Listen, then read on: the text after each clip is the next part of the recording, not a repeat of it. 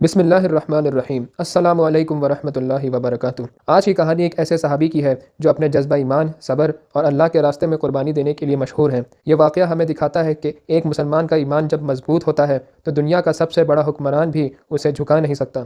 یہ ایک مثال ہے کہ اللہ کے راستے میں مصیبتیں اور آزمائشیں بھی ایک مومن کے لیے فخر بن جاتی ہیں۔ یہ کہانی ہے عبداللہ بن حذیفہ رضی اللہ عنہ کی، جنہوں نے اپنے جذبہ ایمان سے اسلام کے روشن تاریخ میں ایک عظیم شاندار باب لکھا۔ چلیے اس دلچسپ اور ایمان افروز کہانی کا آغاز کرتے ہیں۔ ہجری کے 19ویں سال میں حضرت عمر بن خطاب رضی اللہ عنہ نے ایک لشکر کو بازنٹائن کے خلاف بھیجا۔ اس لشکر میں عبداللہ بن حذیفہ رضی اللہ عنہ بھی شامل تھے۔ بازنٹائن امپرر کو مسلمانوں کے جذبہ ایمان اور ان کے اللہ اور رسول کے لیے قربانی دینے کے جذبے کا پتہ تھا، اس لیے اس نے حکم دیا کہ اگر کوئی مسلمان قید ہو تو اسے زندہ اس کے پاس لایا جائے۔ اللہ کی مصلحت سے عبداللہ بن حذیفہ رضی اللہ عنہ کو بازنٹائن کے قید میں لے لیا گیا۔ جب انہیں امپرر کے سامنے لایا گیا تو امپرر نے انہیں دیکھتے ہوئے کہا، میں تم سے ایک تجویز کرتا ہوں۔ عبداللہ رضی اللہ عنہ نے کہا، کیا تجویز ہے؟ امپرر بولا، تم مسیحی بن جاؤ، میں تمہیں آزاد کر دوں گا اور امن کی گارنٹی بھی دوں گا۔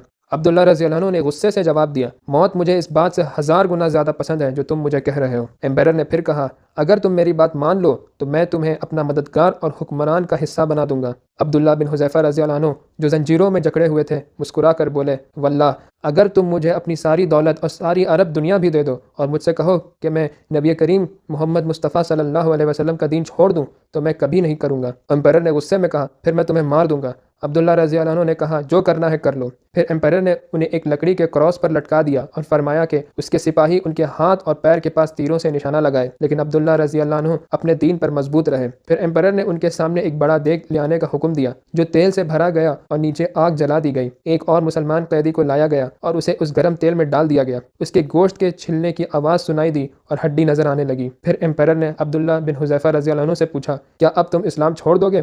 لیکن عبداللہ بن حذیفہ رضی اللہ عنہ نے انکار کر دیا۔ امپرر نے غصے میں کہا کہ عبداللہ کو بھی اسی دیگ میں ڈال دیا جائے۔ جب انہیں اٹھایا جا رہا تھا تو عبداللہ بن حذیفہ رضی اللہ عنہ نے آنسو بہانے لگے۔ امپرر نے سمجھا کہ وہ ٹوٹ گئے ہیں، لیکن جب پوچھا گیا کہ وہ کیوں رو رہے ہیں تو عبداللہ رضی اللہ عنہ نے جواب دیا، میں اس لیے رو رہا تھا کہ میں سوچنے لگا کہ اب میری روح نکل جائے گی اور میری خواہش ہے کہ میری روح میرے جسم کے بال کی تعداد کے برابر ہوتی اور میں سب کو اللہ کے راستے میں قربان کرتا۔ یہ سن کر امپرر حیران رہ گیا۔ اس نے پھر ایک اور تجویز دی، کیا تم میرا سر چومو گے؟